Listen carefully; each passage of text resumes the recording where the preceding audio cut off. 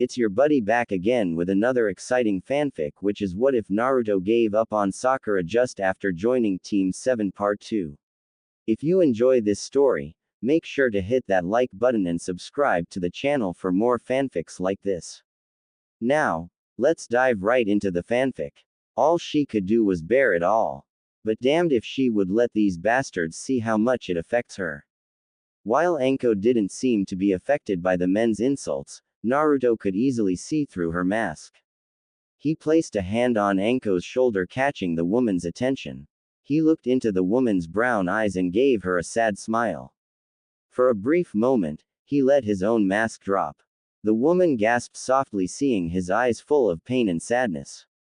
Eyes so similar to her own. In an instant, the sadness was gone, replaced by the same mask he always donned. Naruto flashed her a cheerful smile. He didn't know why those men hated her. But he could understand her pain. To be hated, to have their very existence scorned. He wanted her to know that he sympathized with her, let her know that he would be there for her. Having experienced sadness his entire life, he could not bear to see anyone else sad. Even if he had only known the woman for a few moments, she had been kind enough to invite him for dango, and he wanted to show her kindness in return. To show her that she wasn't alone. Anko returned a smile of her own, letting the boy know that she was grateful and that she understood his pain just the same. They exchanged another smile. No words were said. They didn't need to. Even if they barely know each other, their pain connects them, almost like family. They each gave Kurenai a reassuring smile, and the three settled into a comfortable silence as they waited for their order. Kurenai couldn't help but smile at her companions. She had seen the sadness on Naruto's face when he had dropped his mask. She couldn't help but admire his strength of will. To be hated and scorned by almost the entire village, yet he had overcome this hardship and remains innocent and pure of heart. He was so kind to Anko, even despite having only known her for less than an hour. She was honestly happy for the both of them. To finally find someone that could understand their pain. Even if she had been friends with Anko for a long time, she knew that there was a part of her behind the emotional wall Anko had built up that she would never be able to reach, having never experienced the same pain the purple-haired Junin had experienced.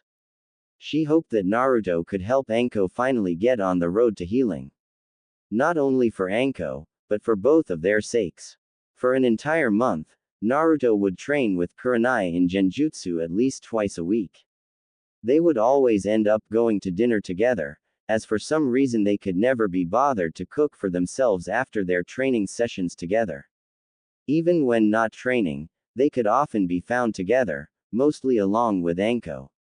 Anko had gotten somewhat fond of the blonde after that first night, and she liked to invite the boy when she and Kurenai went out for lunch, dinner, or just to hang out. This night was no different. So where are we going to go eat tonight? Naruto asked his female companions. Dango. Anko cheered. Both Kurenai and Naruto groaned in complaint in unison. No way. We've had dango the last 3 times we went out for food. We should get some ramen, Naruto protested. Anko growled slightly. Who cares if we had it 3 times in a row? Ramen ucks. Dango is the way to go. What? Ramen is way better than dango. Naruto gave her an offended look. Anko stuck her face close to the boy and narrowed her eyes at the boy, trying to intimidate him. No way is ramen better than dango. Unfortunately for her, Naruto would never back down when it came to ramen. Ramen is better. Dango. Ramen. Dango. Kurenai stared at the scene in amusement and couldn't help but let out a small laugh. It was funny sometimes seeing the two fighting like siblings. Hearing the laugh, the two stopped their argument and looked at Kurenai. Fine. We'll let Kurenai-chan decide what we'll have tonight, Anko suggested. Naruto nodded, and the two gave her an intense, expectant look. Kurenai couldn't help but sweat drop at the fierce competitiveness of the two when it came to their respective favorite food. I suppose we can go to that ramen place you like so much, Naruto. It's only fair since we've had dango for the last 3 times. Anko growled slightly at the triumphant grin on Naruto's face and the victory sign he flashed her, but settled on a pout for being denied her precious dango. She decided to get some payback and wipe that smirk off his face. Taking your little boyfriend's side now, are we, Kurenai-chan? Kurenai and Naruto instantly blushed beet red and the boy choked slightly on his breath. Anko returned the triumphant grin, smirking even wider seeing the glare Naruto sent her way. Kurenai meanwhile was trying to make herself seem as small as possible to hide her embarrassment. She had learned much about Naruto throughout the month. He was hardworking, kind and cares deeply for his friends. She even found him good-looking, albeit a bit too young. It was no surprise that she had thought of Naruto in a romantic sense more than once, despite how unlikely it was. She couldn't really blame herself. After all, he had all the qualities she looked for in a potential boyfriend. Even that innocent, childlike playfulness he had did not deter that thought. Still, Kurenai felt a little guilty. She felt like she was betraying Hinata. Not only was she closer to Naruto than Hinata had ever been, and even if their relationship was strictly between friends, she couldn't help but wonder what it would be like if he was her age. She knew it was not going to happen considering how much younger than her he was, but it didn't make her feel less ashamed. Especially since helping Hinata win his heart was one of the reasons she wanted to get to know the young man better.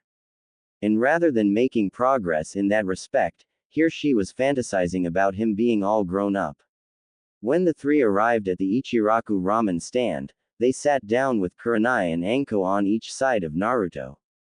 "Hi Asen, Ayame-chan." Naruto called to the father and daughter that worked at the stand. "Hi Naruto-kun," Ayame smiled sweetly at him. Unlike most other villagers, the ramen girl had always liked Naruto. To her, he was always a nice boy, determined and caring. She knew he would be great boyfriend or husband material when he matured. And she knew that he was starting to mature recently. Not to mention she was starting to find him very handsome with the way he was growing, especially now that he had abandoned his old jumpsuit. Meanwhile, Kurenai had caught the looks Ayame was giving Naruto. Kurenai frowned and found herself unconsciously clenching her hands into tight fists. Although unaware of what she was doing, the raven-haired beauty instinctively shifted in her seat so her body leaned towards Naruto, almost as if she was possessive of him. Ayame caught the gesture and frowned in response, before settling with a small glare at Kurenai. Tension began to rise. Naruto on the other hand remained oblivious to the exchange between Kurenai and Ayame. But their actions were not lost to Anko, who couldn't help but smirk at the fun she could have with teasing Kurenai later. "So, what would you and your friends like?" Tyuki asked his number one customer with a smile. "A miso ramen for me please." Naruto called cheerfully. "Can I have a seafood ramen please?" Kurenai answered in a polite tone to Tyuki, before sending a glare of her own at Ayame. "A pork ramen for me." Anko cheered, eager to get some food in her stomach, although nowhere near as enthusiastic as Naruto. For Naruto, the wait for ramen seemed to be excruciatingly long, but in reality it had only been a few minutes. After the food was served, they ate their food, while the three engaged in a light conversation. Kurenai had seemed to calm down after Ayame had returned to her work. "So Naruto, I didn't know you liked older women. I thought you liked Sakura." A voice from behind them teased. The three turned and found the copy Nin Kakashi looking at them in amusement. Naruto blushed bright red and crossed his arms and looked at Kakashi indignantly. "I got over Sakura a while ago. And so what if I do like older women? You jealous or something?" Kurenai immediately blushed a deep red. He likes older women. Does it mean he might like me that way? If it was possible, her face turned even redder at that thought. But Kurenai stopped her immediate train of thought. She should not think about things like that. He was way too young for her, right? And Hinata likes him, right? But he liked older women. Kurenai quickly caught herself again and stopped those thoughts drifting back into her mind once again. She didn't even know why these thoughts keep making their way into her mind. Sure, Naruto was a very nice boy, but she was sure she didn't like him that way. Not to mention he was too young. Right. Plus, she was supposed to help Hinata win his heart. Ayame, meanwhile, was inwardly cheering. Yes, I thought he might not like me because I'm a few years older than him. I have a chance, all I have to do is lure him with ramen, there's no way he can resist. Ayame thought with a wicked grin. Anko blushed slightly, but otherwise just smirked. She snuck a glance at Kurenai, who seemed to be in some kind of inner conflict, then to the girl from the ramen store, before looking at Naruto. Her smirk grew larger. Oh yeah, so much teasing material. Oh, you really do like older women. I was just teasing. And what's this? Kurenai and Anko. At the same time, Kakashi continued his teasing. Naruto's face turned bright red at his sensei's accusations and was about to reply. Anko stepped in and grabbed the Junin by the front of his shirt. Are you implying something? Anko gave the copy nin a sickly sweet smile that somehow couldn't even hide the dangerous undertone. Kakashi sweated slightly under the purple-haired Junin's stare. Nothing. Nothing, Kakashi said quickly, waving his arms trying to placate the bloodthirsty Kunoichi. Anko narrowed her eyes slightly at him, before finally releasing him. Well then, have fun you three. The copy nin called out in a rush before leaving via Shunshin no Jutsu. Naruto groaned. Oh man, I bet I'm gonna be on the end of his jokes for a long time. How was your date last night, Naruto? Kakashi teased. Sakura and Sasuke looked at Naruto suddenly, stunned. Naruto had a date. Since when did he have a girlfriend? Sakura felt a small pang in her chest when she looked at the blonde. Naruto has a girlfriend now. Was that the reason he no longer paid her much attention like he used to? Was it because he found someone better than her? She realized now how much Naruto really affected her. She realized now that it was because of Naruto, not Sasuke, that she had gotten over her low self-confidence when she was younger. It was because of how determined he was in gaining her affection that let her know that at least someone found her beautiful, desirable even. But now that he no longer did that, she found herself without that reassurance. And she couldn't help but feel self-doubt slowly creeping back in her mind. Even lately, without that assurance, her efforts to woo Sasuke hadn't been as determined as it had used to be. She couldn't help but question her own self-worth. Was she not beautiful enough? Was it because of her large forehead? Did Naruto feel that she was no longer worthy of him now that he was actually good-looking? Did Naruto finally realize there were better and more beautiful girls than her? Was that why he abandoned her? Sakura clenched her fist tightly. She couldn't understand why Naruto having a girlfriend bothered her so much. So what if he found himself a girlfriend? As long as she got Sasuke, then it shouldn't matter to her, right? Right. But why did it hurt so bad? Why did she want Naruto's attention all to herself when she wanted Sasuke, not Naruto? It wasn't a date, damn it. Naruto growled. But how do you explain the blush on their faces? Kakashi continued in a teasing tone. There. As in more than one. Sakura felt a sinking feeling in her stomach. She hated that feeling. She had to resist the urge to punch something or someone. And in this case, that would be Naruto. Sasuke just stood there to the side looking at Kakashi and Naruto in amusement. It was obvious to him that Kakashi was just messing around with Naruto's head. Though he was curious as to whom Naruto had went out with that gave him that blush he sported now. What the hell are you talking about? Naruto growled out in annoyance. This is Sasuke, arrived at point B, a voice sounded over the radio. This is Sakura, arrived at point C, Sakura's voice could be heard through the radio a second later. After a moment's silence, a third voice sounded over the radio. This is Naruto, arrived at point A. You're slow, Naruto, Kakashi reprimanded. Naruto grumbled slightly at being chastised. Damn, shouldn't have upped my weights so much in one go, Naruto thought, grimacing slightly, feeling the strain on his body. Okay, Team 7, Kakashi paused, as he was about to give the command, surprised by sudden movement. The target has moved. After it, Kakashi ordered. A small dark blur could be seen moving from bush to bush, dashing madly to hide from the following ninjas. After the target, 3 figures could be seen ducking around their hiding spots behind trees to get a glimpse of their target, maintaining it in their sights. Okay. He's there, Naruto confirmed through the radio. They quickly moved from tree to tree, gaining ground on the target while keeping as silent as they could to hide their presence. Kakashi held his microphone and questioned his team, "What's the distance to the target?" 5 meters, I'm ready to go, Naruto responded. Sasuke, ready to go, Sasuke confirmed. Me too, Sakura replied. Okay. Go, Kakashi ordered. Naruto took a quick dash towards the target and then dived, tackling the target into the ground before capturing it in a death grip. I got you, Naruto cheered. Does it have a ribbon on its right ear? Is out target Tora? Kakashi questioned. The target revealing itself to be a cat began to scratch the shit out of Naruto. Naruto lifted the cat out further away from himself to not get scratched but struggled to maintain grip on the cat. It's the target for sure, Sasuke confirmed. Okay. Operation Capture Tora the Lost Pet, complete, Kakashi concluded. Isn't there a more exciting mission we can work on?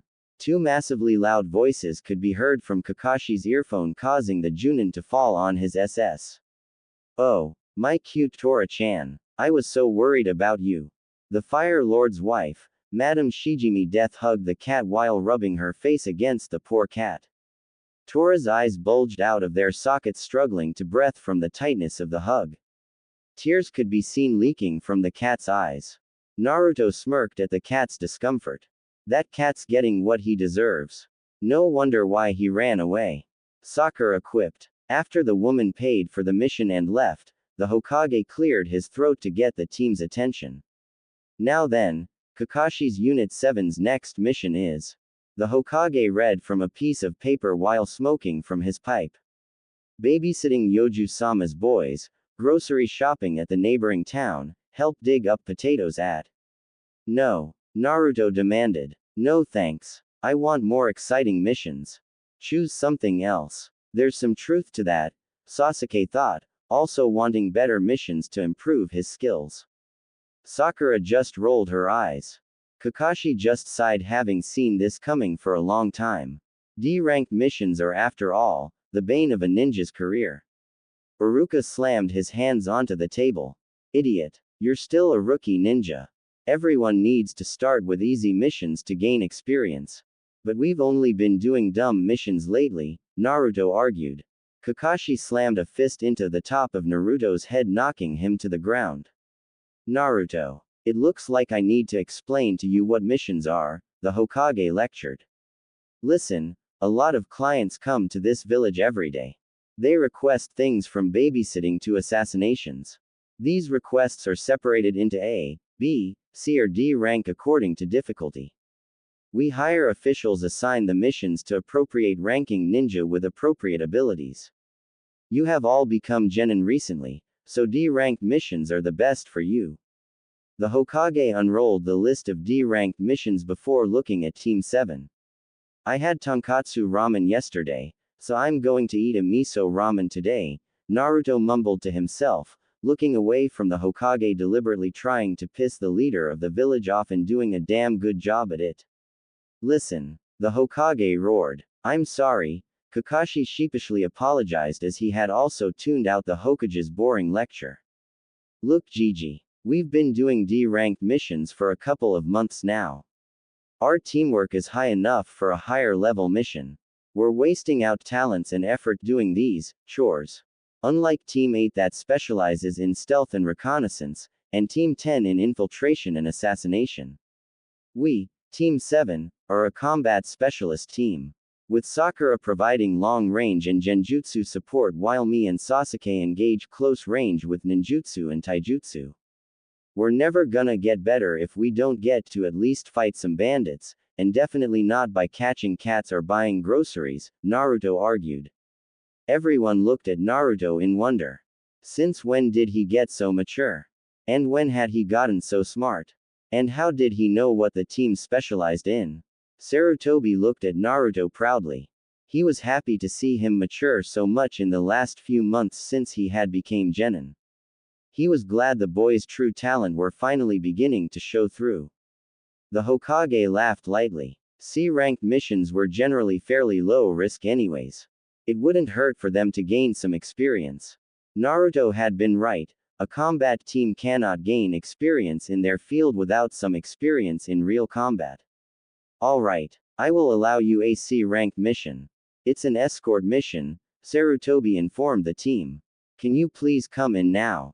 The Hokage called out. Team 7 watched as the door slid open to reveal a bearded man holding a bottle of sake. What? They're all kids. The man cried out in disappointment. To the team's chagrin, the man brought his bottle of sake to his lips and began chugging down as much of the contents as he could in one gulp. And they watched dumbfounded as their client leaned drunkenly against the doorframe, struggling to stand. Hey, is that blonde one really a ninja? The man drunkenly said. Naruto just ignored him but was inwardly planning his revenge. He'll regret saying that after I show him why I'm the king of pranks. I am the bridge construction expert, Tazuna. I will have all of you protect my life with yours until I complete the bridge, the man declared. Naruto found the mission to be quite refreshing. He had never been out of Konoha his entire life, and he wondered what it was like outside of his village. The team traveled at a moderate pace along a dirt path towards the country of Wave. To Naruto's disappointment, nothing exciting had happened. It was not until the third day of travel when something happened. As they continued down the path, they walked past a puddle of water in the middle of the road. Kakashi took a brief look at it, but otherwise didn't seem to pay it much mind, and kept walking. Naruto gave the puddle a curious glance, but decided to follow Kakashi's example and pretended to ignore it. But inwardly, he was smirking. I trained with a genjutsu specialist. There's no way you can catch me with a dodgy genjutsu like that. Though he had to admit, Kurenai's training had improved his observation and detection skills drastically. If he hadn't had that training, he would have probably missed it entirely. As they passed the puddle, Kakashi began slowing down his walking pace so he could linger at the back of the group to protect Tazuna and his team. After they passed, two masked figures rose from the puddle before rushing at Kakashi, throwing their bladed chain around him. The chain wrapped around the Junin, making him unable to move. First one. A voice called out. The two masked figures yanked at the chain, the small blades on the chain digging into Kakashi's flesh, eventually tearing Kakashi apart. Sakura looked on in shock, while Sasuke looked on impassively, as if he didn't really care Kakashi had just died. It would not do for him to lose his cool now, in the time of battle. He would worry about Kakashi's death later. Naruto on the other hand smirked as he knew Kakashi had known there were enemy ninja and had easily escaped. Kawarimi. He thought in wonder. It truly was a simple, yet very effective technique. It was no wonder it was a basic requirement technique for all ninja. Sakura screamed in fear as blood and remains of Kakashi splattered all over the ground, kicking a cloud of dirt. Not giving the team to recover, the two figures rushed behind Naruto. Second one. They were almost sure it would be an easy kill. The boy was only a genin after all. Naruto stood there unmoving. To others, it would seem almost like he was frozen in fear. But if they could see his face, they would see the smirk he still sported. He was ready for this. The cloaked men launched their chain at Naruto. But before it even came close, Sasuke already moved and thrown a shuriken, catching the chain, embedding it into a tree on the side of the path. A kunai quickly found itself lodged into the tree through the hole of the shuriken, effectively holding the chain in place. The two assailants yanked harshly at the chain, but it refused to be dislodged from the tree. The kunai was simply embedded too deeply in the tree for them to remove it easily. In a flash, the Uchiha had jumped onto the two men's back, grabbing both by their heavy metal gauntlets in each hand, before kicking them in the face. Show off. Naruto almost rolled his eyes at his teammates' use of flashy moves. Personally, he would just pound their face in. Despite the blow to the face, the two men recovered quickly, immediately releasing the chain that held them to the tree from the metal contraption on their arms. The two men that had been once connected together by the chain now split apart, one rushing at Naruto once again, the other rushing directly at Tazuna. Naruto had been ready and quickly moved in front of Sakura and Tazuna, who were both still terrified after witnessing the demise of their Junin team leader. Though admirably, Sakura had still managed to draw a kunai from her holster in an attempt to protect their client. But the fear was evident. Her body was shivering uncontrollably in fight. And she was cringing back slightly. "Don't worry, Sakura," Naruto assured her with a soothing tone.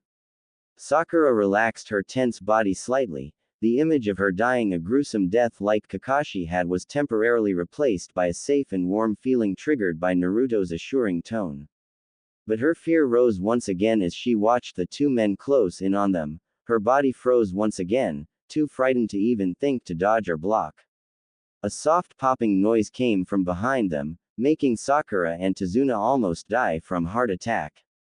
It had only been a clone Naruto created that made the noise when it suddenly popped into existence. But it had been so sudden it made both Sakura and Tazuna jump in fright. The clone got into a ready stance, forming a circle around Sakura and the client, along with the real Naruto and Sasuke, who had moved into formation, protecting Sakura and Tazuna from harm from all directions. Naruto and his clone stood impassively in a ready stance, waiting for the perfect moment to strike as the men closed in on them. Hidden beneath their sleeves, they had drawn a kunai in each hand. But before Naruto had a chance to react, Kakashi decided it was time to step in, lest his team be injured. In a blink of an eye, Kakashi had both assailants knocked out and captured in a headlock. Sakura's eyes widened in surprise. "Kakashi-sensei." Sakura cried out in relief and shock at seeing the Junin alive. She looked to the spot where his supposed remains had been and found a log cut into pieces. Tazuna sighed in relief under his breath. "I'm saved." Kakashi gave his team a proud look. "Good work, team," he praised, although his gaze lingered a bit on Naruto. He reviewed his team's performance in that exchange. Sasuke did quite well as expected, and Sakura, while scared, did manage to place herself in front of the client. But Naruto had handled the situation surprisingly well. He had expected the boy to do quite poorly in his first life and death situation. He knew that the first combat experience for a ninja was always the most dangerous and has the highest chance for casualties. It was one of the reasons he had let his team handle the enemy ninja at first, so they would know what it was like in that kind of situation, so they won't freeze up when he wasn't there to help. But Naruto did not seem surprised that he got away. Even Sasuke was a little surprised he lived even if he hid it well. And the blonde had remained calm enough to protect both Tazuna and Sakura. And even though the cage bunshin only required one hand seal, he had not seen Naruto form it. The boy had certainly come a long way since the team started. The Junin then turned to Tazuna. "By the way, Tazuna-san. What is it?" the man stuttered. Even though Kakashi had looked at him with his usual dispassionate and lazy expression, he could not deny that he was really intimidated. "I need to talk to you." It only took Kakashi several moments to bind the two assailants to a tree with rope. He studied them for a few seconds before informing his team of his discoveries. "The Demon Brothers. These guys are Chunin class ninja from Kurigakure. They are ninja known to keep fighting no matter the cost," Kakashi explained. "How were you able to detect our action?" one of the assailants demanded. "It hasn't rained for the past few days, and it's sunny today, so a water puddle shouldn't exist," Kakashi said. "Why did you let the kids fight when you knew that?" Tazuna asked. "If I was up to it, I could have killed these two in a blink of an eye. But I need to know who the target for these two was," Kakashi clarified, before leveling a dangerous glare at Tazuna. Tazuna gulped nervously, but pretended to be innocent. "What do you mean? In other words, were you the one being targeted, or someone from our ninja group?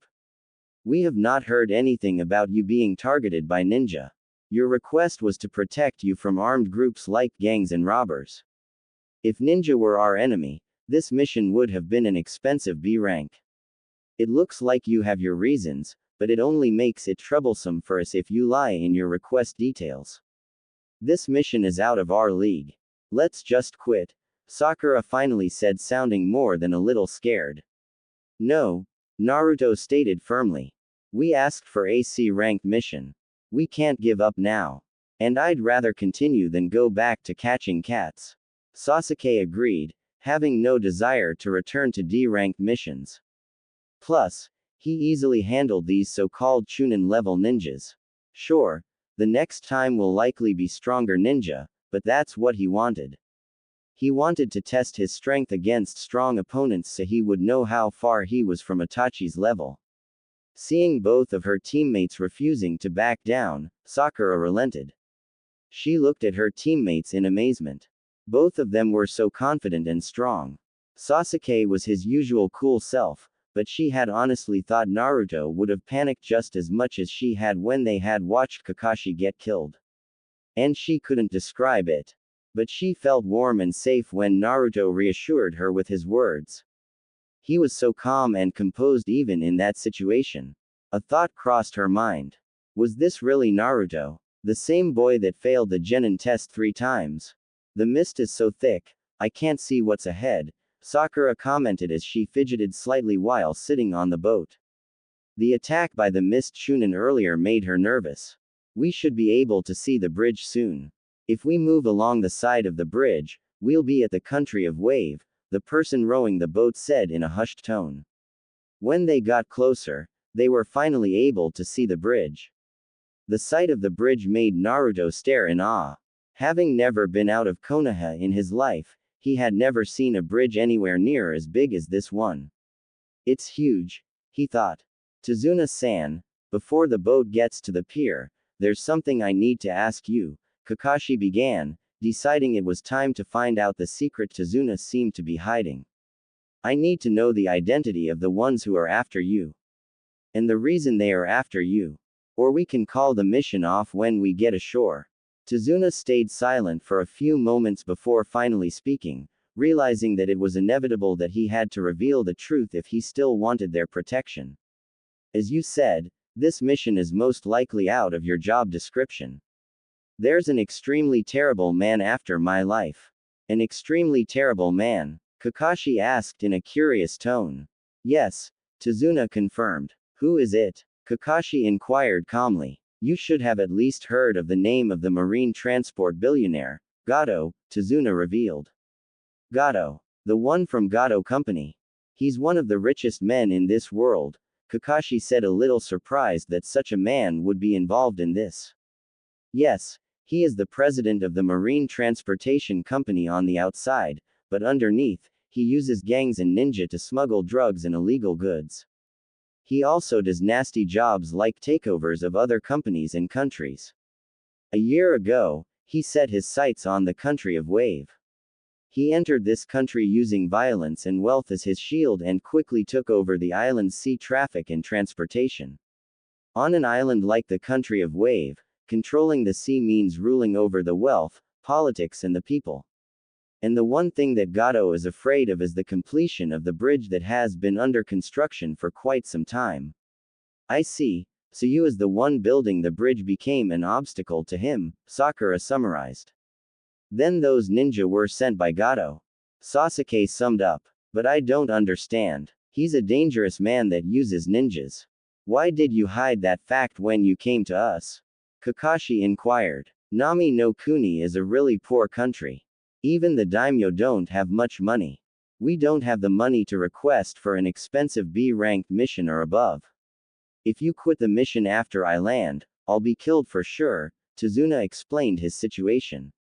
Deciding the only way to convince the ninja to help him was to guilt-trip them, Tazuna continued.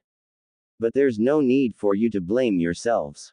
Only my cute 8-year-old grandson will cry and cry some more. And my daughter will just hold a grudge against Konoha Ninja and live a lonely life, Tazuna exaggerated.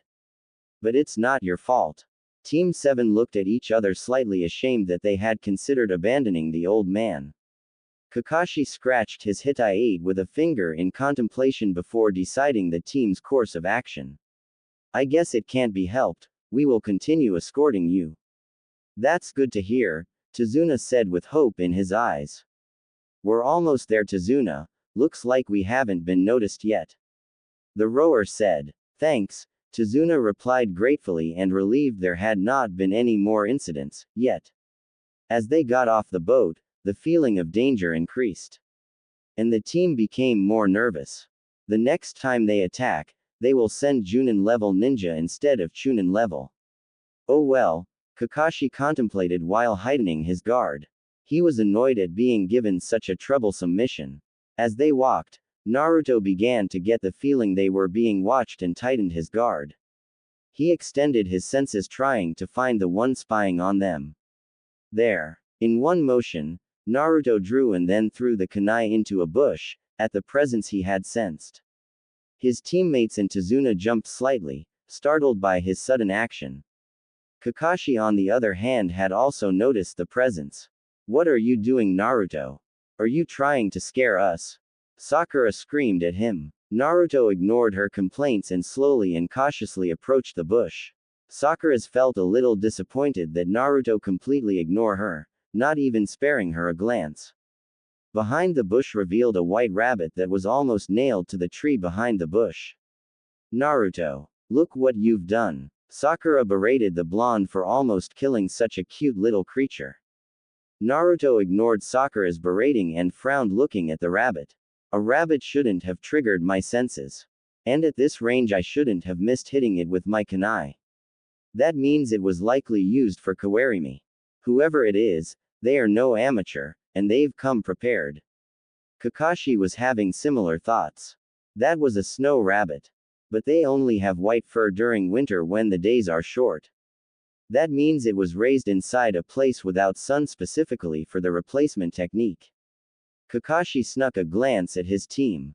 Naruto seems to have it figured out. And Sasuke has caught on as well. Good. But Sakura doesn't seem to be ready for this.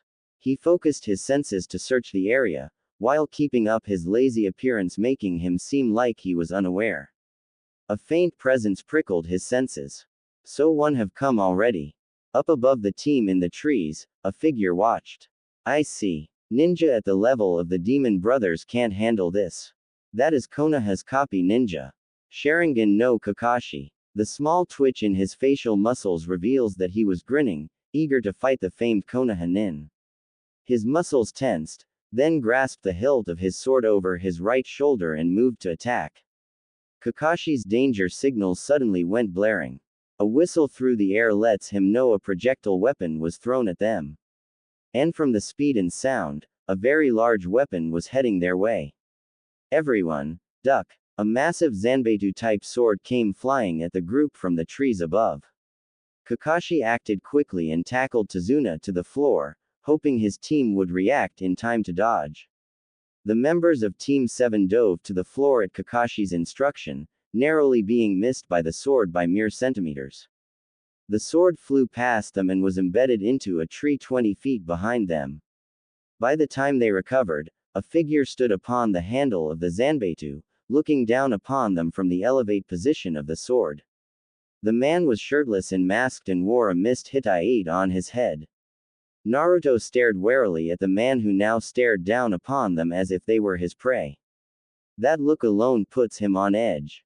He knew without a doubt that this man could take him apart with ease. And the sheer size of that massive slab of steel that was a sword, the man now stood on intimidated him all the more. A man that could not only lift the Zanbeitu, but also use it effectively must be insanely strong. Kakashi frowned as he studied the man. This man, if he guessed right about his identity, then he was in the fight of his life.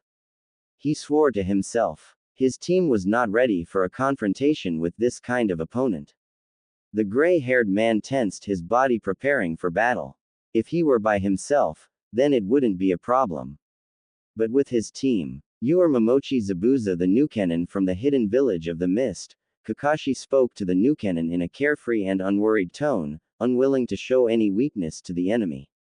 Inwardly, Kakashi constantly evaluated the skill of the man. If he's our enemy, then I can't win like this, he thought. His hand reached up to his Hitai-8 as if preparing to pull it upwards. I'm guessing you are Kakashi the Sharingan user, the former Kiri nin spoke. Sasuke narrowed his eyes at Kakashi. Sharingan. How did Kakashi-sensei get the Sharingan? It's an Uchiha bloodline trait. Sorry, but you'll need to hand over the geezer, Zabuza said in a gruff voice. Kakashi frowned at this. If Zabuza's mission were to kill Tazuna, then this fight would be unavoidable. The gray-haired man tensed once again, knowing that his team's survival now rested on his shoulders. Everyone, form the swastika formation, protect Tazuna-san. Don't join the battle, Kakashi ordered in an uncharacteristically grave tone. What? Sakura asked, taken aback. Naruto frowned at Kakashi's orders. Their team leader had always demanded proper teamwork from them. Now he wants them to not help at all. Not interfering with this battle is teamwork, Kakashi reassured them, as if he could read his thoughts. Naruto decided to obey Kakashi's orders, knowing that they would likely just get in the way if they got involved. Kakashi lifted his Hitai-8 up from his covered eye, revealing a red implanted Sharingan eye. Naruto widened slightly, seeing the scar in the eye. He briefly compared the red eye of the Sharingan to the eyes of his Genjutsu sensei. Unlike Kurenai's eyes, the Sharingan looked almost demonic. Oh, I'm honored to see the Sharingan that I've heard so much about, Zabuza said to Kakashi in a mocking tone. Sharingan, what does it do? Naruto muttered under his breath. Even though he had read somewhere that the Sharingan was one of Konoha's premier bloodlines, he had no idea what it does. Squeezing the chance to boast the power of the Uchiha bloodline, Sasuke explained. Sharingan is said to have powers that can see through all genjutsu, taijutsu and ninjutsu and cancel their effects. But that's not the only ability the Sharingan possesses. Naruto raises an eyebrow at Sasuke's explanation. He thought these abilities alone were more than enough. And there was more. Correct. That isn't it. The scary part is that Sharingan can understand how an opponent's technique works and copy it, Zabuza explained. Zabuza looked to Kakashi. When I was in the Kiri's Anbu, your information was listed in the bingo book, having a bounty on your capture. It noted that you copied more than 1,000 techniques. The man known as Kakashi the Copy Ninja. The genin stared at Kakashi with newfound respect. Sakura found herself staring at Kakashi in awe and jaws dropped. She didn't expect that the laid-back and lazy bum of a Junin to have that great of a reputation. What? Kakashi-sensei was that great of a ninja? But Sasuke gave their sensei a look of suspicion. He knew that the Sharingan was a special trait that appears only in limited people within the Uchiha clan. But aside from Itachi, he was the only other Uchiha left. Could he be? He wondered. Let's cut the chit-chat. I have to kill the geezer now, Zabuza said, eager for a fight with the famed Kakashi. He bent down slightly into a crouching position atop his perch on his sword hilt. Quickly, the genins of Team 7 moved into the swastika formation around Tazuna, each standing on one side of Tazuna with a kunai drawn, in a ready stance and preparing to protect the old man with their life. It seems I have to defeat you first, Zabuza addressed to Kakashi. Pushing off the tree with his feet for leverage, Zabuza yanked his sword free from the tree and jumped atop the lake ahead of the Konoha ninja group. With the sword once more strapped to his back, Zabuza molded chakra to stand on the surface of the water. Forming a seal, the assassin began channeling large amounts of chakra into the water underneath him. Over there, Naruto warned his teammates. He's on top of the water. Sakura uttered, stunned at this feat. Having no idea of the water walking technique, she had no idea it could be done. Naruto and Sasuke, however, stayed impassive. Even though Sasuke was inwardly impressed. Kakashi spread his legs to shoulder width apart, bending his knees slightly. He tensed his calf muscles slightly, preparing to move quickly to counter Zabuza's initiative. He's embedding a lot of chakra into the water, Kakashi thought. He wondered what the Kiri Nin was going to do. Ninpo. Kurigakure no Jutsu. Zabuza muttered underneath his breath. Instantly, a thick mist formed around the man. In seconds, he was entirely shrouded from view. The mist expanded slowly, the Konoha ninjas and Tazuna becoming more and more nervous as their vision steadily decreased. He disappeared, Naruto thought to himself. The blonde knew that without his vision, it would be hard to fight a man that was obviously accustomed to fighting in these conditions. Otherwise, Zabuza wouldn't have used this jutsu. Kakashi moved forward several steps from the team towards where Zabuza had been standing. Sensei. Sakura called to Kakashi in concern, not only for Kakashi being too far for them to help, but also because they could no longer rely on Kakashi to protect them. He'll try to eliminate me first, Kakashi reassured her, but what is he? Sakura whispered, terrified at having to face someone like Zabuza. Momochi Zabuza, he was in Kurigakure's Anbu and was known for his silent killing techniques. Kakashi explained. Silent. All of Team 7 thought in unison. Just as the name implies, it's a killing technique that's executed quickly and in complete silence. It's possible that you'll be dead before you realize it. And I can't use my Sharingan to its full potential in this mist. So don't let your guard down. Team 7 tensed even further, knowing that in the fog, if Kakashi couldn't fight to his full potential, then they stood no chance. But if you fail, you're only going to die, Kakashi tried to reassure them, but he ended up failing miserably at it. Sakura gulped in fear. Naruto frowned as he realized that the mist had gotten even thicker. He set himself deeper into his stance, his entire body on edge. Naruto frowned even more as the mist had gotten to the point where they could no longer even see Kakashi, who supposedly only stood less than 10 feet ahead of them. The blonde genin realized that they had to stay sharp if they were to survive this. If he could not see, then he'd have to use his other senses. He had improved his other senses in his training to fight against genjutsu. He extended his senses outwards, trying to detect Zabuza by smell, sound and chakra. Sensei. Sakura called under her breath worriedly as she could no longer see Kakashi. 8 points, a voice reverberated around them. The genins tensed from the malice in the voice. What is this? Sakura asked herself. Naruto frowned slightly. He could not determine the direction the voice came from. He knew what it was. Chakra-enhanced speech. It was originally a technique that could carry sound wave through large distances. But in this case, the voice seemed to come from all directions at once. Even if his hearing had improved, it simply wasn't good enough. The larynx, spine, lungs, liver, jugular vein, collarbone, kidney and heart, now where do you want to get struck at? The voice continued. Team 7 and Tazuna felt a shiver down their spines and sweated nervously. Naruto gritted his teeth, finding himself heavily intimidated. He took a look at Sasuke, who stood in formation beside him, equally unnerved. Naruto took a deep breath and tried to calm himself. His fear was distracting him from using his other senses. He could not afford that in this situation.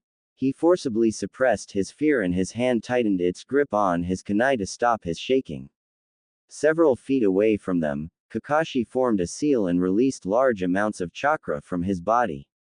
The chakra swirled around him, flickering and swaying like a flame. The chakra suddenly increased in intensity, and then swirling violently around the man, creating a gust of wind that completely blew away the surrounding mist. Eventually, the intense glow of his chakra settled into a faint blue hue that surrounded the Junin's silhouette. Naruto breathed a sigh of relief now that he could see again. But the killing intent in the atmosphere kept him on edge. But Sasuke began sweating heavily, eyes widening in terror at Kakashi's display of power. What an intense thirst for blood, this atmosphere. I feel like if I make one movement, I'll be detected and it'll get me killed. If I stay here for an hour, I'll lose my mind. Sasuke tried desperately to suppress his fear, but to no avail. His body disobeyed his commands and began shaking uncontrollably. Naruto frowned seeing Sasuke freaking out in the corner of his eye. He gritted his teeth slightly as he noted that Sakura was also in the same condition. He knew this was simply Zabuza's intimidation tactics to make them lose the will to fight. The killing intent was strong, but he managed to suppress it as best as he could with pure determination. But he was distressed to see it working on his teammates. With them in this state, they would be of no help to him or Kakashi. Naruto looked concernedly at Sasuke. If in the chance that Kakashi could not defeat Zabuza, he would need Sasuke's help. He hoped fervently that Kakashi would be able to handle Zabuza. He knew that despite his lazy and laid-back attitude, the man was probably one of Konoha's best ninja. But if his instincts weren't failing him, then Zabuza was at Kakashi's level. The battle could easily go either way. But Sasuke seemed to get worse by the second. His shivering was getting stronger. The murderous intent of two Junins clashing, the feeling that my life is in someone's hand, no. I would rather kill myself to escape this feeling. The raven-haired boy's hands trembled heavily, as he slowly brought the bladed end of the kunai he held, towards himself. Sasuke. Kakashi's calm voice startled the boy, though calming him down slightly. Don't worry, I'll protect the three of you with my life. I won't let anyone on my team die. The resolve in his tone of voice calmed the Genins down a bit more. I don't know about that. Zabuza disagreed with Kakashi's proclamation. In an instant, Zabuza had moved. Naruto narrowed his eyes as he realized Zabuza was trying to get behind them, between them and Tazuna. Naruto squeezed the handle of his kunai and swung his weapon behind him at Zabuza. With a loud clang, Naruto's kunai was blocked by Zabuza with his zanbeitu drawn. The blonde gritted his teeth and pushed against the sword, but struggling to push the pressure back. Sasuke and Sakura's eyes widened to find Zabuza behind them without them even realizing it before it was too late.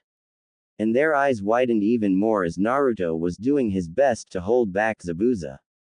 Naruto gritted his teeth even more, as the pressure from Zabuza's blade was slowly forcing him to his knees.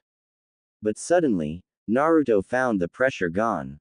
He backed away a bit from Zabuza and blinked at the sight of Kakashi half-crouched beside the assassin, with his kunai embedded into Zabuza's stomach. But rather than blood, water leaked from the wound falling onto the ground.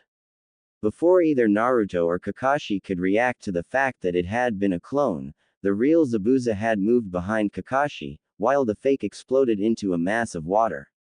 With a swipe with his zanbeitu, Kakashi was cut cleanly in half. To everybody's shock, Kakashi's body exploded into water. Mizu Bunshin no Jutsu. Zabuza's eyes widened. Did he copy it, in this mist? Before Zabuza could even blink, a kunai was held to his throat by Kakashi from behind. Don't move, the Konoha Junin commanded. This is the end. The Genins having backed away from the two clashing ninja stared in awe of their sensei. They smiled slightly at seeing Kakashi coming out on top. But their smile faded when Zabuza began laughing in a low dark tone. Kakashi's eyes widened in surprise that even being captured that Zabuza could laugh. This is the end. You don't understand. You can't defeat me with just your indiscriminate imitations, I can assure you that. Zabuza mocked, completely ignoring the fact that a kunai was being held to his neck. Kakashi frowned in worry at the confidence in Zabuza's tone. Did the man still have another trick up his sleeve? He tensed his arm slightly, securing his grip on his kunai and ready to slit Zabuza's throat if he made any sudden movements. But you're pretty good. I see that you had copied my water clone technique when you told your team you wouldn't let them die. By making your clone speak, you diverted my attention to the clone, while the real one used the Kirigakur no Jutsu I cast to hide and observe my movements. Zabuza smirked. However, I'm not that easy to defeat. Kakashi's eyes widened in shock as another Zabuza appeared right behind him, while the one Kakashi captured exploded into water. The three Genins' eyes widened in shock and thought in unison, that one's a fake too. Kakashi turned around just in time to duck under Zabuza's sword. Zabuza, having been prepared and had expected Kakashi to be able to dodge it, swung his sword, embedding it into the ground. Pushing off the hilt for leverage to increase reaction time, Zabuza turned and kicked Kakashi in the gut, sending the Konoha nin into the air in the direction of the lake. Grabbing the hilt of his sword, Zabuza pulled it out of the ground and rushed after Kakashi. Zabuza suddenly stopped his rush as he noticed that even having been struck, Kakashi had managed to litter the ground with caltrops, hoping to injure his feet when he gave chase. How idiotic! Zabuza snorted at the foolish move as Kakashi had obviously used the trap to cover him, diving into the lake to regroup and regain his bearings and tactical advantage. Zabuza merely jumped over the caltrops and dived into the lake after Kakashi. His taijutsu skill is superb too, Sasuke muttered under his breath as he watched Kakashi being kicked away. It made him nervous that Kakashi was losing the fight. The idea of having to face someone like this did not sound good. A moment later, Kakashi surfaced from underwater with half his body still submerged. The Junin frowned as he felt the water to be unusually heavy. What's with this water? It's heavy for some reason. Idiot. Zabuza ridiculed as he appeared above Kakashi. His massive sword was once again strapped to his back, and he was already forming a chain of seals with his hands. Suoro no Jutsu. Kakashi looked behind him and swore. Shit. There was no way he could react fast enough to get out of this. Instantly, a sphere of water surrounded Kakashi, effectively capturing him within the shell of water. The copy nin let out a defeated sigh, knowing he had made a tactical mistake. I thought I could use the water as cover, but it turned out to be a mistake on my part. He looked up at Zabuza, who had his arm connected to the water prison holding the jutsu. Zabuza laughed at the Junin's mistake. You fell for it. This is a special prison that you can't escape from. Now then, Kakashi, I'm going to finish you off later. The former Mist Nin turned to look at the rest of Team 7. First, I'm going to get rid of them. Team 7 flinched as they realized that they were next to fight. With Kakashi captured, they didn't stand chance at winning against Zabuza. Zabuza formed a seal with one hand, Mizu Bunshin no Jutsu. Kakashi gasped at Zabuza's plan to dispose of his team. By using water clones to fight his team, there was nothing he could do for his team. I didn't think he was this strong. Water slowly rose from the lake the two Junin stood upon, slowly forming the shape of a man. It slowly solidified and took the form of Zabuza. Naruto narrowed his eyes at the clone, preparing himself to fight. He looked to his teammates, finding that neither had completely regained their resolve to fight, still too scared. He cursed. This was a time he really needed their help. The three of you wear you forehead protectors thinking yourself as ninja. But ninja are people that have gone through many life and death situations, Zabuza spoke in an amused tone. In other words, you can only call yourself a ninja when you appear in my bingo book, you three aren't ninja. Zabuza formed a half seal with a hand, and the genin found themselves surrounded by mist once again. He disappeared again. Naruto frowned, as he could no longer see Zabuza. The sound of movement alerted Naruto to an incoming attack. He barely dodged it by back-flipping several times over the kick Zabuza sent his way before setting himself into a low stance beside his teammates. Zabuza's clone raised his eyebrow slightly. Oh. You have some skill to dodge that. But you're all still just kids, scoffing in disgust. Everyone. Get to Zuna-san and run. You can't win against him. He can't move as long as he has me trapped in this water prison. He won't be able to use his water clone once you get away from him. Run for now. Kakashi frantically commanded his team, seeing Zabuza finally on the attack. Sasuke gritted his teeth in frustration. Run. You must be kidding. When you got caught, that was no longer an option. Even if we run, he'll just finish you off and he'll get to us sooner or later. Without you, we'll be annihilated. For us to survive, we have to save you. Sasuke took a look at Naruto, who looked back at him. They nodded at each other, understanding passed through them without the need for words. They had the same thing in mind. They have to fight, or they would die anyways.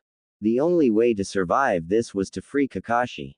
No longer having any other options, Sasuke strengthened his resolve to fight. He rushed at Zabuza's clone, in the process, launching a barrage of shuriken at Zabuza as he ran and never pausing in his steps. Seeing 5 shuriken heading his way, he used the flat part of his massive blade to swat the shuriken away.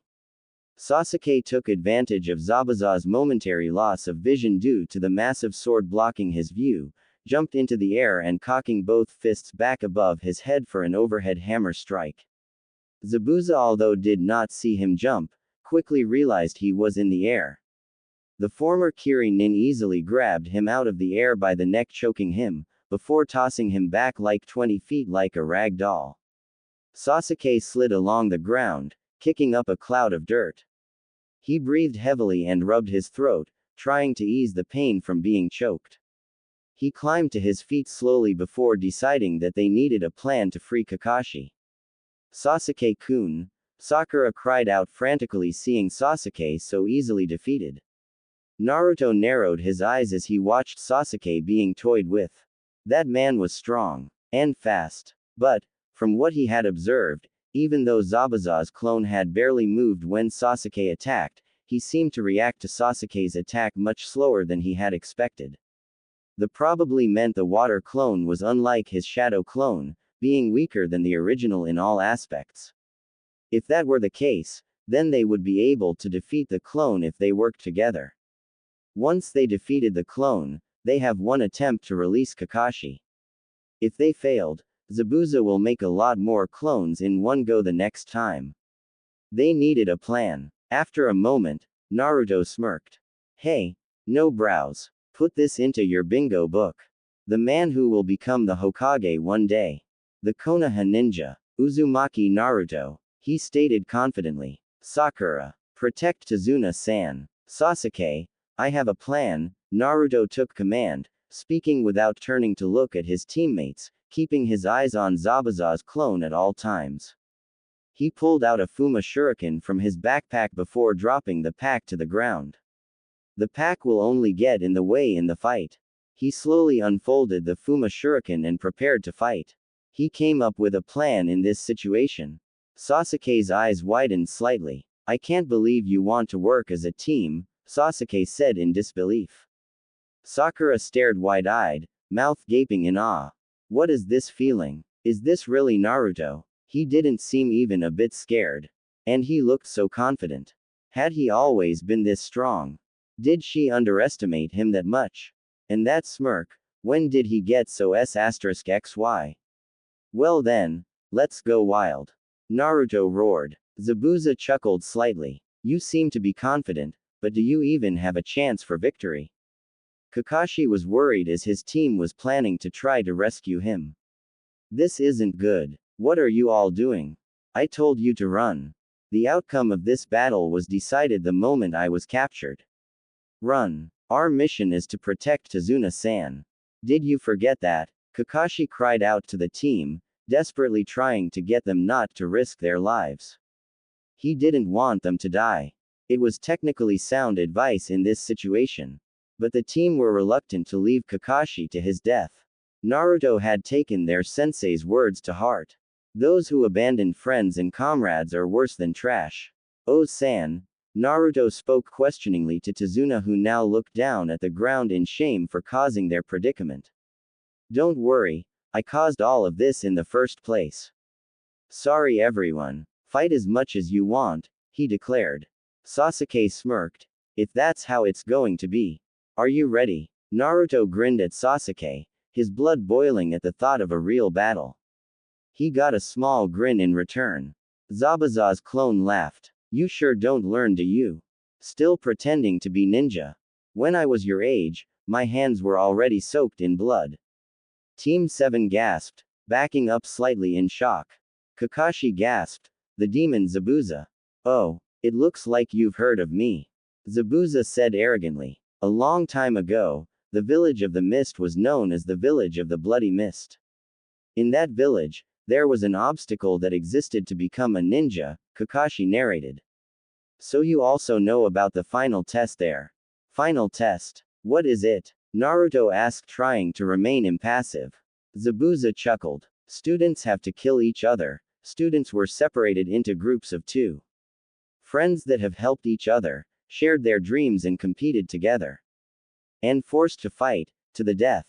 Sakura held a hand to her mouth in shock and disgust. That's awful. 10 years ago, the hidden village of the mist had to go through a reformation because in the previous year, a small boy who had not even gained the right to become a ninja killed more than 100 of candidates that year without hesitation, Kakashi told them. The real Zabuza looked up slightly as if reminiscing those days. That was fun. Team 7 found their bodies tensing in nervousness at how bloodthirsty he seemed. In the blink of an eye, the Zabuza clone closed in on Sasuke. Sasuke's eyes widened knowing that he wouldn't be able to react to his attack. But before the hit landed, Naruto had placed himself between Zabuza and Sasuke. Holding the Fuma Shuriken in his left hand, and a kunai in his right, he swung the kunai at Zabuza's midsection. Zabuza dodged the swipe of the kunai by jumping backwards. But a rush of pain let the clone know that he had been stabbed from behind. Naruto smirked slightly. He had formed a clone in perfect timing to strike from behind at the same time he swiped with his kunai. Naruto knew that it only worked because Zabuza underestimated his speed, thinking that he wouldn't be able to intercept his attack on Sasuke. And neither did Zabuza expect him to be capable of making a clone, let alone making one unnoticed. He thanked the gods that he had gotten the idea to leave his training weights at home for this mission. There wouldn't have been any chance for him to take them off in this situation if he had worn them. He wouldn't have done so well against Zabuza with the weights on. With the water clone destroyed, the real Naruto dropped his kunai, then jumped into the air, throwing the Fuma Shuriken at the real Zabuza who was still holding onto the water prison. Zabuza just smirked. A shuriken won't work. This is too easy for me. Zabuza leaned slightly to one side, letting the Fuma Shuriken fly past by him before catching it by the hole in the center with his free arm. A sudden whistle of something traveling through the air broke him from his bragging, as he found another Fuma Shuriken heading for him. Another shuriken was in the shadow of the first shuriken. That's the Cage Shuriken no Jutsu. Zabuza thought. Sakura and Sasuke watched in awe as Naruto decimated the water clone, before using the Cage Shuriken no Jutsu to attack Zabuza. A second shuriken was in his blind spot. Sakura thought in surprise, not knowing her teammate's plan. But Sasuke frowned knowing that such a low-level trick won't be able to defeat Zabuza. Zabuza simply jumped over the shuriken while keeping his arm in the water prison, never breaking contact with it with his right arm. Still too easy, Zabuza thought smugly. Sakura stared on in shock as it completely missed Zabuza. He dodged it. A small smirk found itself forming on Naruto's face.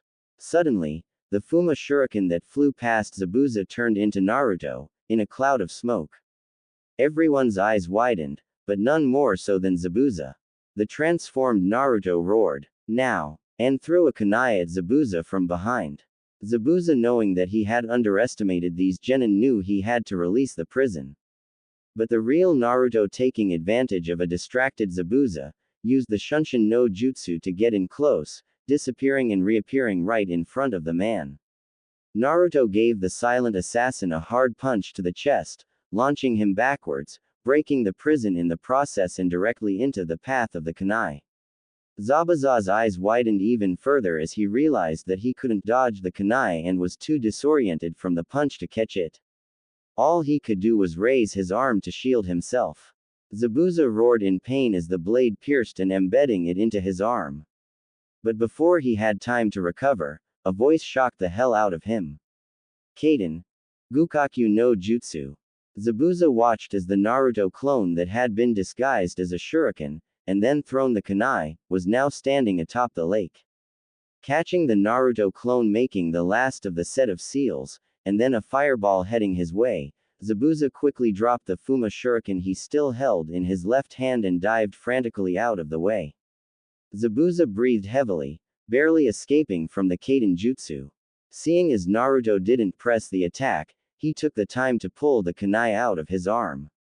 He winced slightly from the pain and ignored the blood that was now flowing from the wound. He had gotten careless and had seriously underestimated these kids. He couldn't believe a genin had wounded him. That really pissed him off. His wound wasn't lethal, but it sure hurt like a bitch. But then, his pride hurt much more than the wound ever would. Still, he knew that with Kakashi now released, the blonde brat was the least of his concerns. Kakashi-sensei. Sakura cheered, seeing their Junin-sensei released from his prison. Sakura was stunned at what Naruto had done. He managed to release Kakashi and had also wounded Zabuza all by himself. Even Sasuke was shocked and more than a little jealous. The person he had always thought to be an idiot and a weakling had saved him from being hit, then released Kakashi alone and wounded the same man that made him almost commit suicide just because of some killing intent. He resolved to train harder to catch up. There was no way he was going to let the Dobi show him up again. Having had time to recover, Kakashi moved to engage Zabuza. He looked up into Zabuza's eyes with a dangerous glare, still a little angry at being captured. Naruto, your plan was impressive. You have really improved. Kakashi praised, still somewhat stunned by the boy's performance. Naruto smirked. He underestimated me. Sasuke had the urge to scoff at him and state that it was only luck. But he knew that it wasn't true. So he stayed silent. Kakashi took a few deep breaths to calm himself. Having now calmed himself down from his anger at being captured and shocked by Naruto, he gave Zabuza an impassive look. Let me tell you, that technique won't work against me twice. What will you do now? Zabuza did not answer. And a silent pause passed between the two. Naruto returned to where the rest of his team was standing, content to let Kakashi handle Zabuza now that he was free. The blonde boy nodded his head at Tazuna, telling his teammates to stay on guard. They both nodded and the three reformed the swastika formation around Tazuna, creating a barrier between Tazuna and Zabuza. Without warning, Zabuza drew his sword, and Kakashi likewise drew a kunai from his pouch. The two rushed at each other and clashed their weapons. The two find themselves locked in a battle of power, trying to overpower the other. After almost half a minute of struggling, the two found themselves to be equal and at the same time, both jumped back, putting some distance away from one another. Holstering his sword, Zabuza instantly began forming a chain of seals. Kakashi's Sharingan eye widened slightly and the copy ninja began to form his own set of hand seals. Both Junins became completely synchronized with their seal making. And at the same time, both Junins formed the bird seal, signifying the last of the chain of seals. Suiden. Suiryuden no Jutsu. Both Junins cried out at the same time.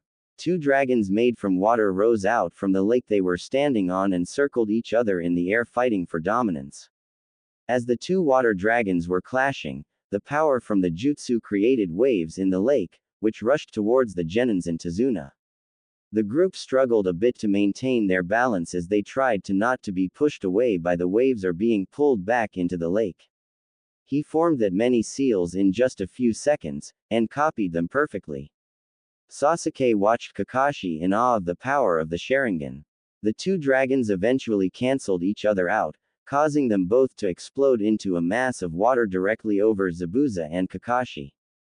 When the falling water no longer impeded their vision, Team 7 found Kakashi and Zabuza once again locked in a struggle of power, both with their weapons drawn and clashing. Zabuza placed one hand to the back of his sword, trying to add more power in his push.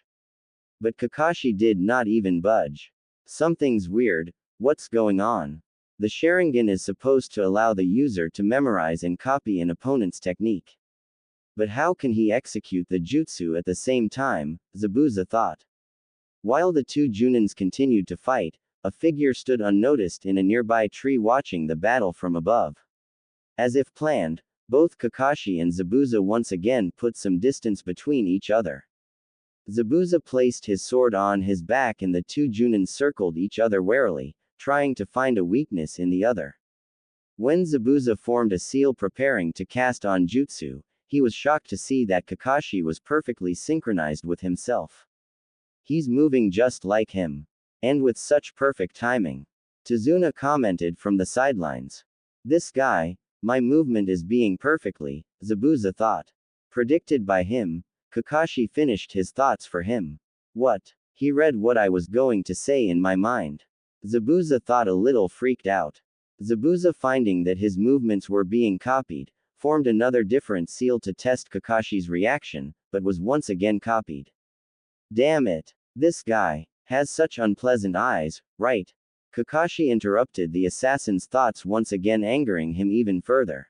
Zabuza gritted his teeth in frustration at being copied and perfectly predicted.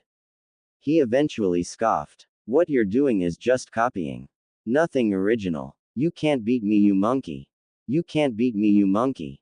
Both ninjas finished with the same words. Zabuza, angered once again, began forming a fast chain of hand seals. I'll make it so that you'll never open that copycat mouth of yours again.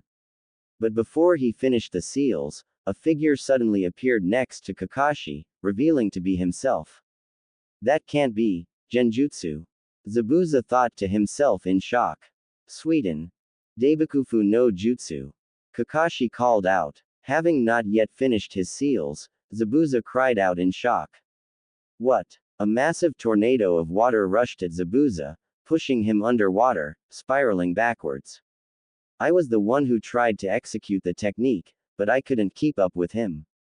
Zabuza thought while struggling to resurface from underwater, each time getting pulled back underwater by the jutsu before he could get out of the water to get a breath of air.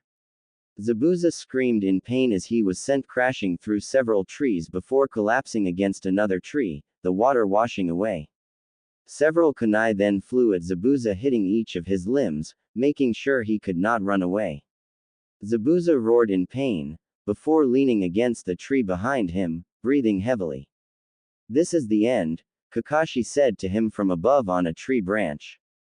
Zabuza looked up tiredly at Kakashi. How? Can you see the future? Yeah, you're going to die, Kakashi told him with a kunai in his hand, ready to end the Kiri nin's life. But just as the copy ninja was going to launch his weapon, two Senbon needles flew through the air and embedded itself into Zabuza's neck. Kakashi's widened in surprise and quickly turned in the direction the Senbon originated from. A masked figure stood on a tree branch in a nearby tree. Zabuza collapsed to the ground. The masked figure chuckled lightly and spoke in a cold tone.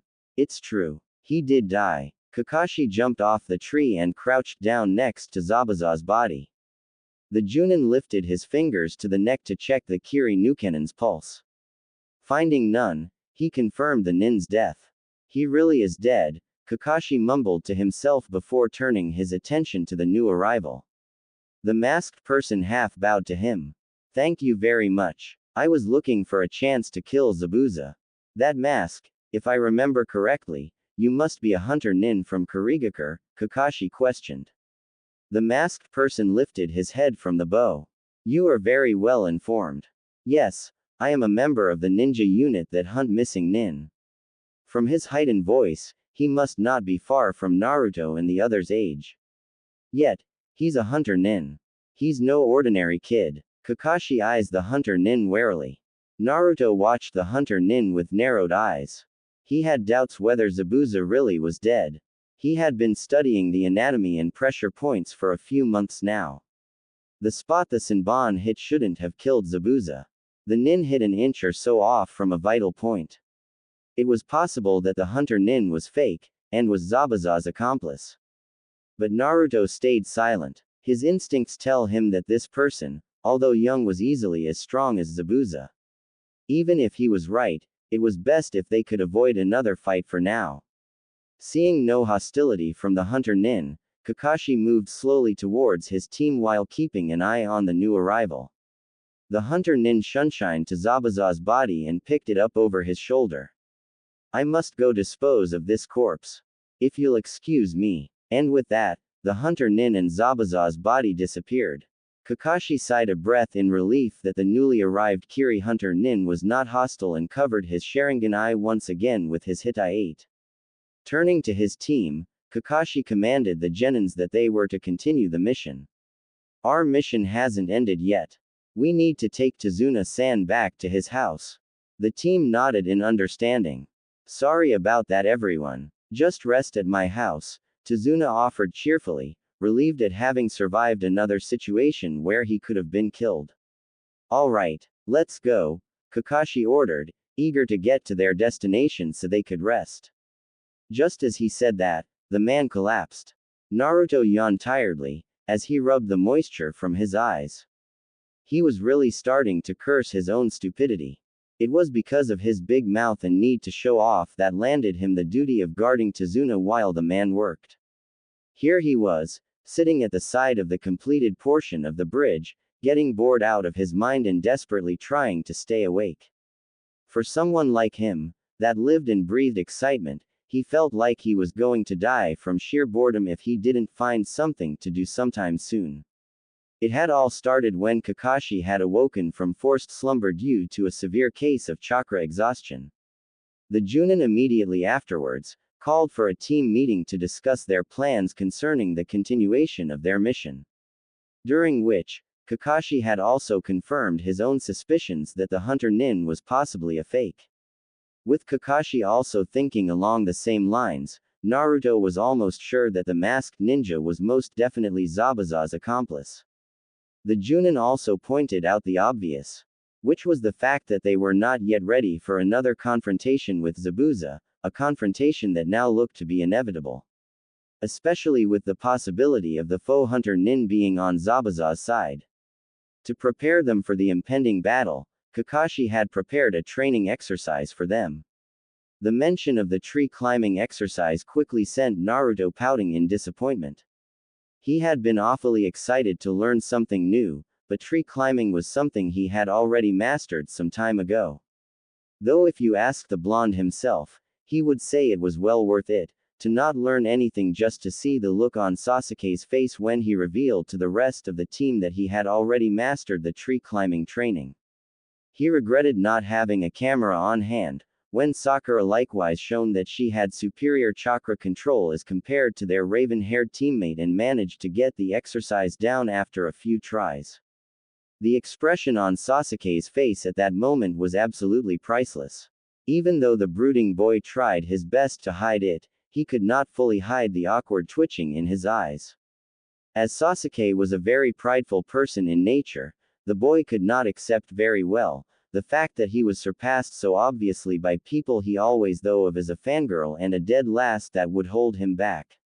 Just one look at the sour expression on the raven-haired boy's face would send Naruto to the floor laughing. And for a while, there wasn't a lack of entertainment, as trying to rile up Sasuke by sending him the occasional smug grins had been greatly amusing. The angry glares he got in return only made it all the more funny. It wasn't every day that you see the so-called genius of their graduation class jealous over being outdone by the supposed dead last in one simple training exercise. Especially when that jealousy was greatly affecting the boy's focus on the training, making him progress slower than what should have been, frustrating the boy even further. Naruto thought for a while whether he should take mercy on Sasuke and give the boy some advice, but decided at the end, not to. There was no way he would end his chance to gloat in Sasuke's face so soon, after years of being called dead last. Not to mention Sasuke, as prideful as he was, would hate to receive advice from him of all people. Though it would have been different if the advice had been from another genius, someone like Kakashi. But now, he was truly starting to regret showing off. His time mocking Sasuke had been the only highlight of skipping the tree climbing training.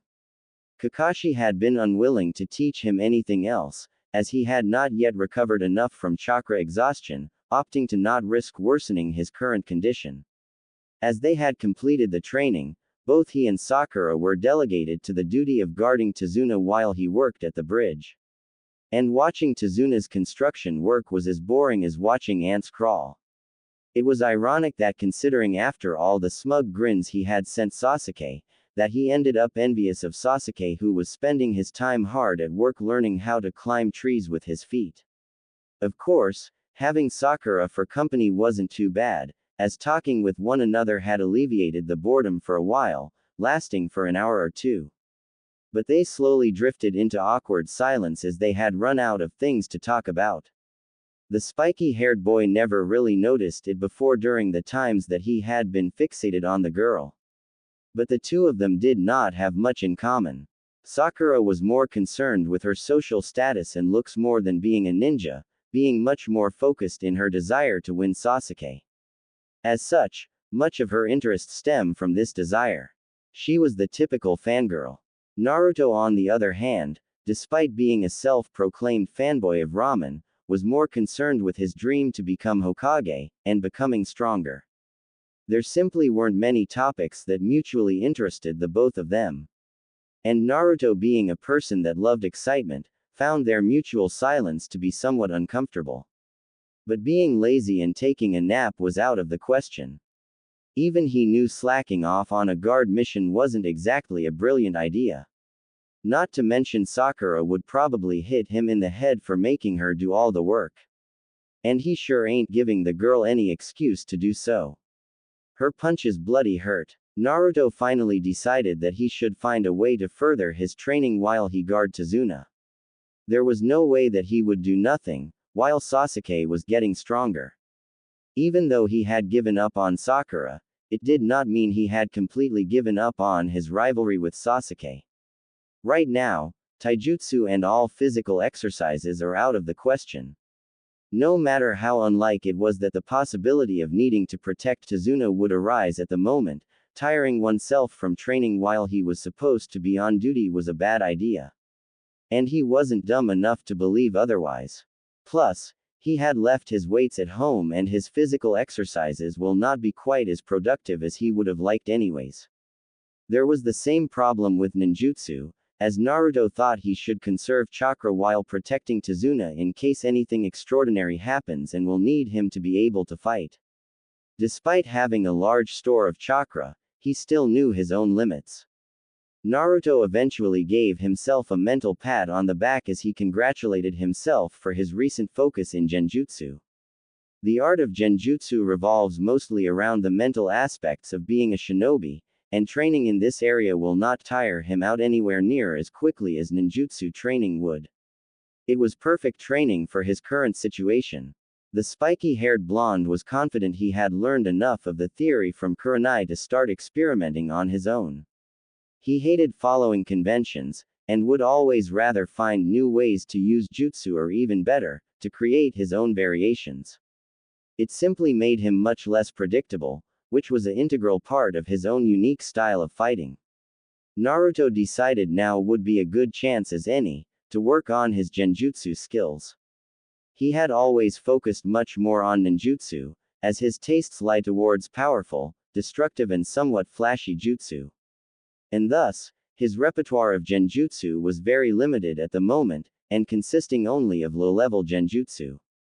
Even now, after training with one of the best genjutsu users in Konoha, his genjutsu was practically useless against an experienced opponent.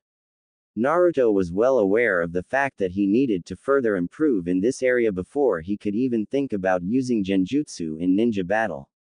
Sure, he was easily capable of taking down bandits or most lower genin level ninja with genjutsu, but higher level ninja battles are a completely different story. But then again, much of the low-level jutsus Kurenai had taught him didn't really suit his style as well as he would have liked. Most low-level genjutsu dealt with deceiving human sight and therefore are more suited for reconnaissance and stealth, which goes to show why Kurenai, a genjutsu specialist, had been chosen to become the Junin team leader of Team 8, a recon specialist team. And while the demon container understood that these low-level genjutsu skills were useful in many cases, it wasn't quite as useful for direct close combat situations, which he preferred. And in the case of his current mission, using stealth skills would be more harmful than helpful against someone like Zabuza who specialized in stealthy kills. It would be like trying to outswim a shark when you can't swim. It is simply foolish to fight an enemy in their own element. And Naruto knew not to make that kind of mistake. He needed a more combat-oriented genjutsu spell. Something like the B-ranked Magen Jubaku Satsu that Kurenai liked to use and had demonstrated several times during their training. He needed something that could restrict an opponent's movements, in order for him to literally pound the living crap out of them. Unfortunately, Naruto realized that most genjutsu of that type was of a higher level than he was currently at in the field. Naruto resolved that the best he could do at the moment was to alter some of the lower level stuff he had learned to better suit his needs. Though supposedly, it should be easier to modify genjutsu than ninjutsu, as the art of genjutsu is less defined and vague unlike ninjutsu and taijutsu, which followed definite patterns. This was of course, only theoretically. Realistically, modifying genjutsu would not be so easy for someone like him. Even though he was smarter than most people gave him credit for, he was not the natural genius type like Sakura and Sasuke. And the art of genjutsu was naturally easier for those with higher intelligence. Not to mention genjutsu required patience and subtlety, things that Naruto lacked quite severely. It was quite sad really, considering how proud he was of being an actual ninja, when the definition of the term, ninja, pertains to a person with exceptional patience. Sure, he had improved leaps and bounds in that area, but he was often tempted to just overwhelm enemies with powerful ninjutsu techniques or beating the crap out of them with awesome taijutsu moves. That was precisely the reason why training with Kurenai had been such a good idea. In fact, his improvement in patience and subtlety could be seen in his handling of the situation after Kakashi had been captured by Zabuza. Without the genjutsu training, he might have been foolish enough to try to overpower Zabuza with a large amount of clones or something equally stupid. And he lacked experience, and not only in the use of genjutsu. The creation of higher-level genjutsu often requires a high level of empathy. In other words, it would be easier to recreate a feeling through illusions when the user had experienced that type of feeling, emotion or sensory experience before, as they would be much more aware of the specifics in affecting the opponent's mind and body to recreate the effect.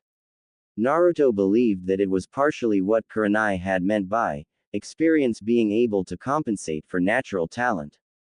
Of all the possibilities in creating his own genjutsu, a genjutsu that could cause pain directly was very effective. Sadly, that was currently out of Naruto's league. With his limited field experience as a ninja, being a rookie genin, he had not yet experienced the pain of being beaten, stabbed or tortured. Not that he wanted to be beaten and tortured, mind you. He lacked that type of experience as well as the knowledge in the art of genjutsu to be capable of such. And while he had experienced enough psychological torment to last a lifetime, he was reluctant to even venture into the notion of mentally torturing enemies as it could cause permanent insanity. Sure, this area had a lot of potential. In fact, many genjutsu users would say that this type of genjutsu is arguably the highest pinnacle in the art of genjutsu. While it went against his morals to use something like this even on an enemy, Naruto did not fully discount the possibility that he would one day have to use it.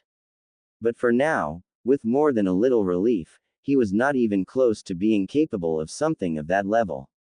In the end, the only somewhat plausible idea he had involved creating the feeling of wearing weights using genjutsu. It was something Naruto was intimately familiar with. And the more Naruto thought about it, the more merit he found in the idea. While the loads he used for his training wasn't overly heavy, the pressure placed on the body could be very intense and perhaps even unbearable to some. And if he could somehow recreate that feeling but several times the amount of pressure, he could possibly render an opponent unable or struggling to move for at least a few seconds. More than enough time for him to quickly end a fight. The result would be similar to using Magen, Jubaku Satsu to immobilize someone, except not quite as complex.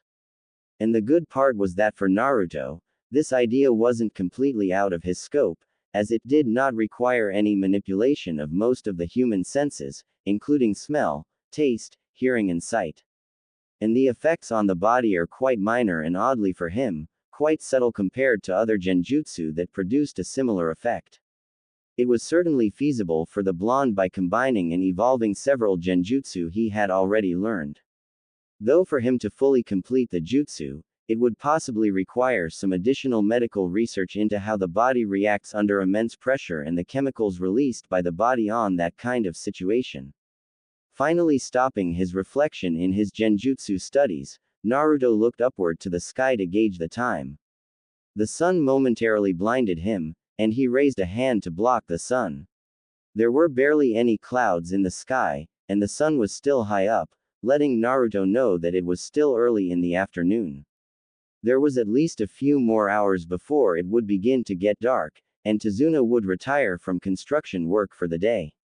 Naruto stretched his arms out a little in front of him to get the kinks out of his joints. There was no point wasting time sitting around if there was something he could do to pass time. He might as well spend the time working on a possible new technique in his genjutsu skills. This way, he could ensure that he would not fall behind Sasuke.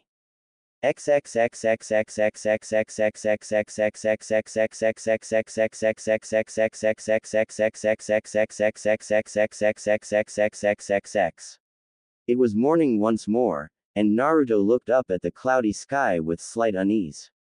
The grayness of the thick clouds that now blanketed the skies seemed to carry a foreboding feeling, something that he had felt ever since the previous evening when he had watched the clouds gather. He had felt somewhat edgy throughout the entire night as he suspected that Zabuza should have recovered from their last encounter by now.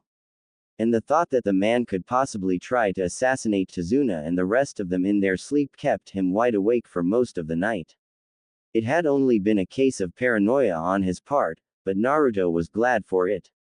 Though he didn't feel as rested as he would have liked. But the foreboding feeling did not disappear. If anything, it had gotten worse now that it was morning. Naruto suspected that Kakashi was equally on edge, although the Junin did not show any signs of being worried.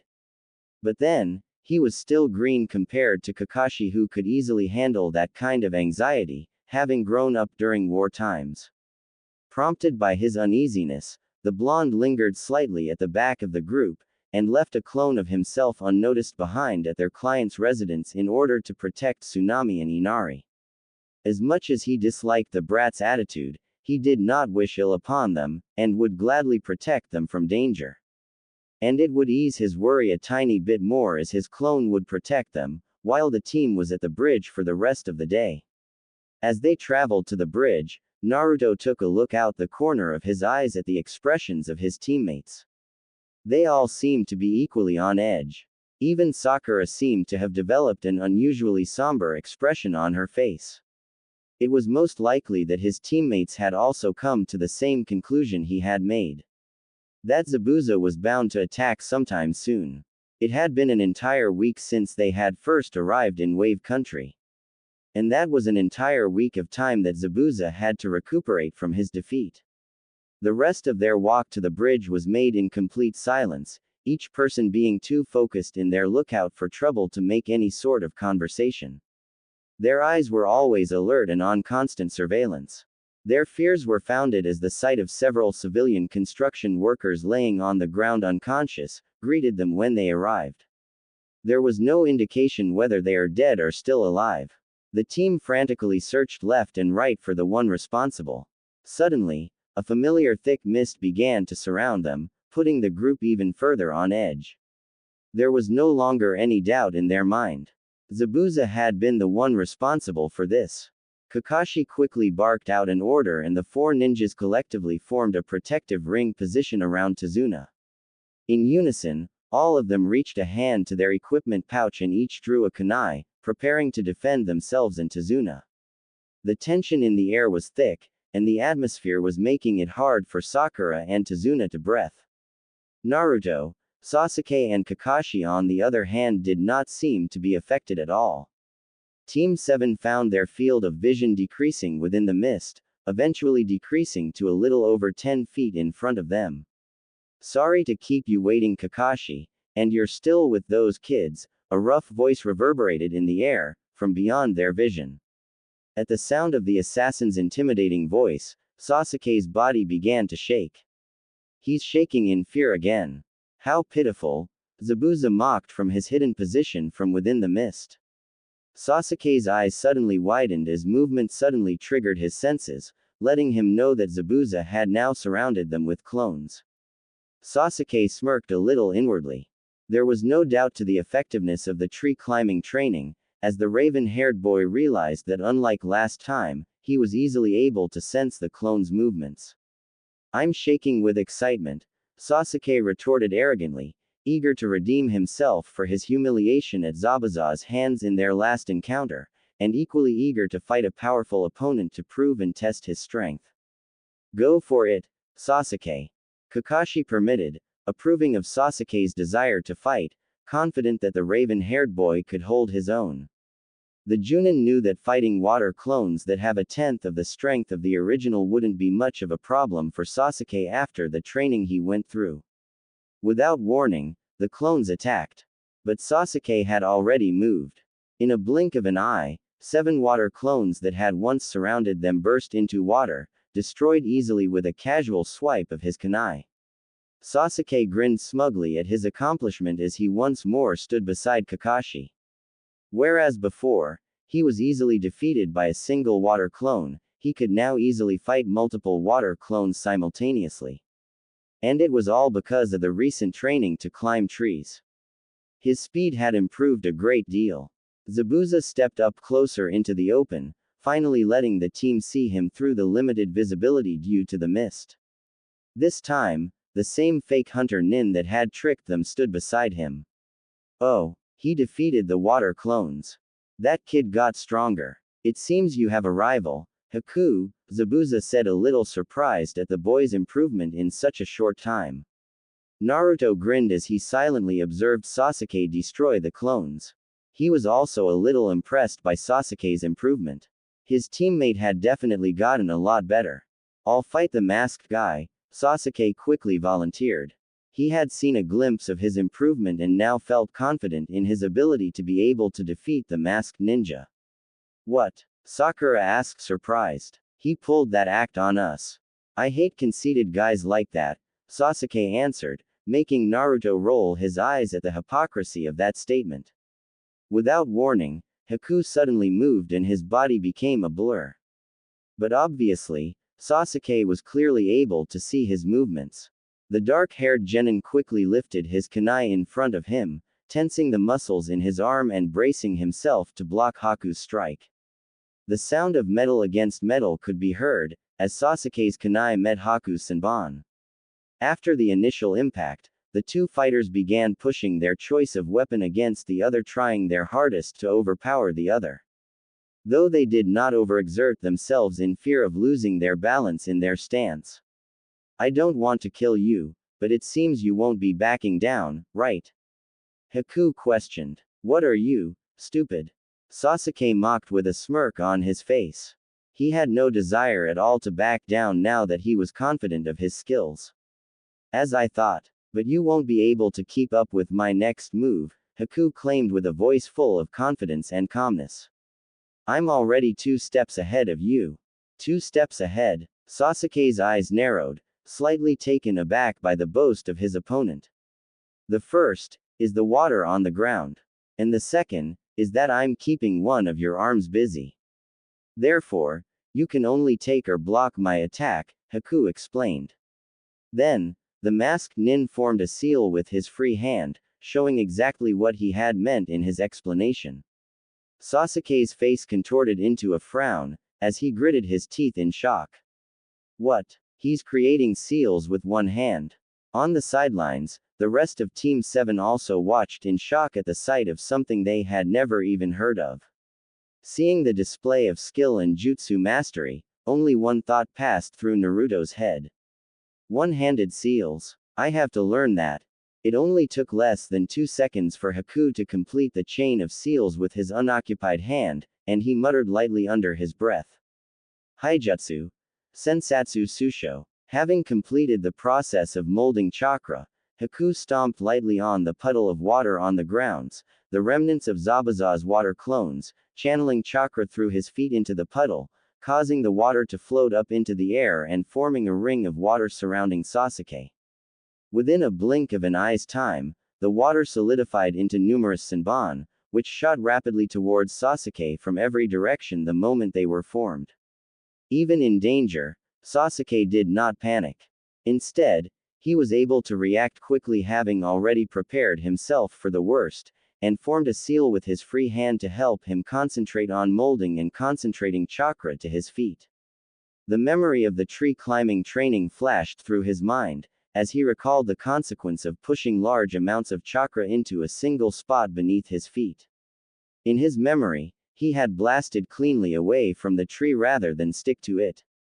By applying the same principle, Sasuke formed as much chakra as he could to the bottom of his feet. Bending his knees slightly, the raven-haired boy launched himself upwards through the ring of Senbon. The Senbon exploded into water on the moment of impact. The impact was strong enough to slightly damage the concrete ground, kicking up a small cloud of dust, temporarily obstructing Haku's eyes for a brief moment. Before the needles hit the target, the foe hunter Nin had already jumped backwards away from the water Senbon so as not to be caught in his own attack. By the time the water had settled and the dust dispersed, Sasuke had disappeared from Haku's sight. But Haku could not be caught off guard that easily and quickly located Sasuke. He realized that the Uchiha had jumped high into the air to escape the technique. And from the light whistling sounds he could hear, he became aware that there were projectiles heading his way originating from above. Haku jumped back as he dodged several consecutive shuriken thrown by Sasuke from the air. But the use of the projectile weapons had only been a decoy, which Sasuke used to force an opening in Haku's defense. By the time Haku could catch a quick breath from having dodged the shuriken, Sasuke had moved behind him with a burst of speed. "You're pretty slow," Sasuke mocked from behind Haku. Haku swiftly moved out of the way before Sasuke could take him out from behind. Turning and spinning with the momentum of his movement, Haku blocked his opponent's swing with a kunai that aimed at his torso, by frantically grabbing onto Sasuke's arm with both hands. But this time, it was Sasuke's turn to be a step ahead of him, having already anticipated this reaction and had hidden a kunai in his remaining free hand behind his back. With a flick of his wrist, he launched the hidden kunai at Zabuza's accomplice. Haku ducked under the blade flying at his head, creating an opening just like Sasuke had wanted. Cocking his leg backwards, Sasuke kicked Haku in the face hard. The said ninja was sent flying back several meters from the force of the kick, falling onto his back and sliding backwards along the ground another meter due to the momentum. Haku lost in speed. Zabuza mumbled to himself, his eyes opened wide in disbelief. Naruto grinned slightly seeing that his teammate seemed to be doing quite well against his opponent. Watching the battle made his blood boil in excitement. Sasuke's speed had increased a lot thanks to the tree climbing exercise. But the blonde genin knew that despite Sasuke's improved chakra control and therefore improved ability to enhance his muscles, Sasuke's natural speed had not improved much in the short time. And Naruto had a feeling that the masked ninja was still holding back. He could only hope that Sasuke's improvements are enough for him to win the fight. Naruto began preparing himself for the worst, to save Sasuke in the worst-case scenario that the masked ninja had something up his sleeve that Sasuke could not handle. He was well aware of the fact that Kakashi would be too preoccupied with holding Zabuza back from killing their client, that he would not be able to help Sasuke. And Sakura was too weak in combat situations to rely on for help. That left himself as the only one that could help his dark-haired teammate if the Uchiha boy finds himself in trouble. Zabuza eventually began to chuckle lightly, seemingly unconcerned of the fact that his partner had been defeated in the last exchange. "Haku, do you understand that you'll be defeated like this?" Haku grunted a reply annoyed, as he lifted himself from the ground slowly, but seemingly undamaged by the kick. Focusing his eyes once again on Sasuke, the masked boy gradually released chakra into the air from his entire body. Sasuke narrowed his eyes in suspicion as he could feel the air around him start to get colder, causing goosebumps to form on his skin. "What is that? Cold air?" Forming a seal with his hands to channel his chakra, Haku concentrated the cold aura he leaked into the air from his body and the moisture in the air together, combining to form ice. The entire formation of his jutsu only took mere seconds. But the result was enough to cause Sasuke's eyes to widen, as numerous thick panes of ice now surrounded him. Ice mirrors. Haijutsu. Makio Hyosho, Haku named. Having already lost the initiative, Sasuke could only concentrate himself on countering his opponent's technique. The Konoha genin watched intently as the fake mist hunter nin stepped up to the closest ice mirror and stepped into it, his body blending into it almost like he was stepping into liquid. Recognizing the danger the mirrors posed to his student, Kakashi took a step forward in Sasuke's direction, planning to help Sasuke. But Zabuza was quick to intervene, so Haku could quickly defeat Sasuke without any interruptions. "I'm your opponent, remember, Kakashi. That kid stands no chance now that Haku is using that technique." Zabuza claimed having complete confidence in his partner. Having finished his preparations for his attack, Haku was ready to attack. "Let's begin. I'll show you my true speed," Haku told Sasuke. Faster than Sasuke could see, Haku attacked. A jolt of pain through his arm let the black-haired genin know he had been hit. Sasuke looked down only to see a small cut on his limb from where a Senbon scratched him. The wound was small and barely any blood seeped from the cut. But before Sasuke could contemplate why the ninja held back, Haku began throwing Senbon after Senbon at him from every direction. Sasuke cried out in pain as another Senbon hit him in the arm. His entire arm became numbed with pain, causing the boy's grip on his kunai to loosen, dropping it. Biting down hard, he tried to suppress the pain so he could concentrate and find a way to fight Haku. But as it was, there was nothing he could do in this situation. He couldn't even see Haku, and therefore have no way of seeing where the Senbon were coming from, making it impossible for him to dodge or block. Following his self-preservation instincts, he did the only thing he could think of. And that was to crouch down low and curl up his body slightly to make himself a smaller target, while shielding his head and face as best as he could with his arms to protect his vital areas. Despite having covered most of his vital areas, Sasuke continued to get hit, causing the boy to scream in pain as several needles dug deeply into his back. Team 7 and Tazuna watched on in horror, as Sasuke was being overwhelmed and being decimated by the fake hunter nin. Kakashi grounded his teeth together in frustration.